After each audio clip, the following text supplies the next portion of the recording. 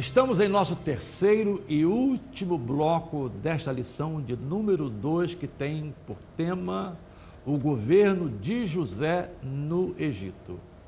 E agora nós vamos repassar aqui, de uma forma muito rápida, os dois pontos gerais que ainda restam. Temos o segundo tópico, que é a elevação de José ao governo do Egito. E aí encontramos os seguintes subtópicos. Primeiro, os sonhos interpretados. É quando José é levado à presença de Faraó. Faraó tem aqueles sonhos das vacas magras devorando as vacas gordas. Também tem o sonho das espigas fracas devorando as espigas fortes e saudáveis. E Faraó queria conhecer a interpretação dos sonhos. Como José já interpretara sonhos lá no presídio do sistema prisional, então agora o servidor se lembra desse fato na hora certa e José é trazido à presença de Faraó e interpreta os sonhos como dois períodos. Um período de fartura e outro período de extrema necessidade. Seriam 7 anos de fartura e 7 anos de extrema necessidade. E aí nós entramos no segundo subtópico, quando o próprio José dá a Faraó algumas sugestões e traça o perfil de quem deveria administrar este processo. Ele diz, entre outras coisas, que essa pessoa tinha de ter as seguintes qualidades para desempenhar a sua função: discrição, prudência, perspicácia, sabedoria e bom senso. É mais ou menos nesses pontos que a sugestão de José perpassa. Mas o mais interessante neste processo é que o próprio Faraó vê em José essas qualidades. E ele decide então que José se tornaria o governador do Egito, uma espécie de primeiro-ministro. Faraó lhe repassa então o seu anel.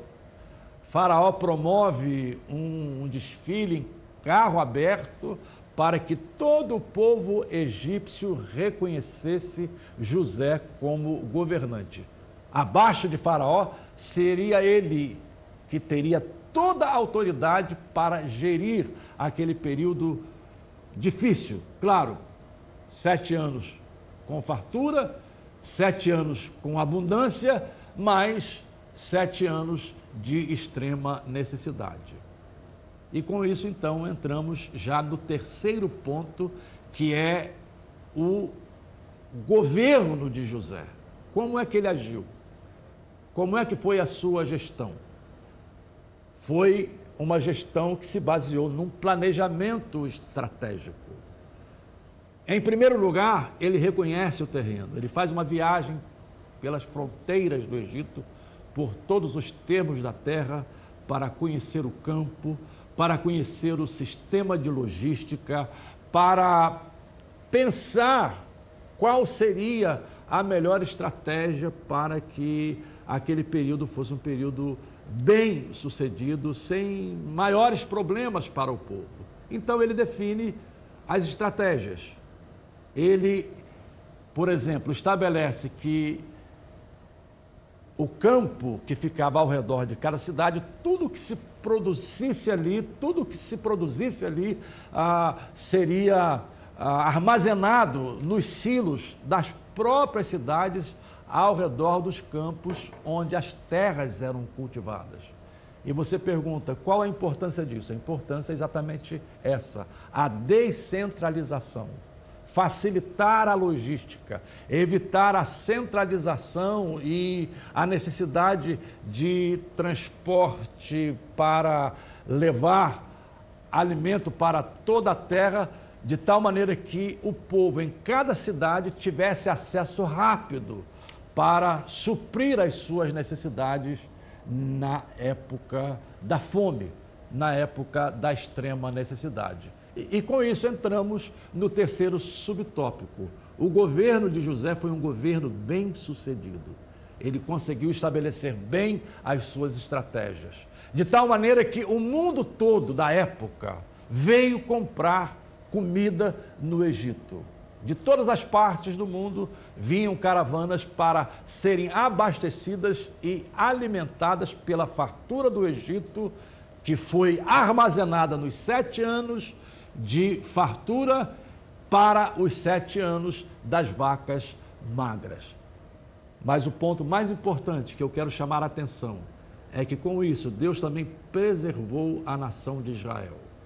A família de José desceu ao Egito e ali ela foi preservada para que se tornasse na poderosa nação de Israel, pela qual a história da salvação, como já disse, pela qual a história da salvação estava sendo construída.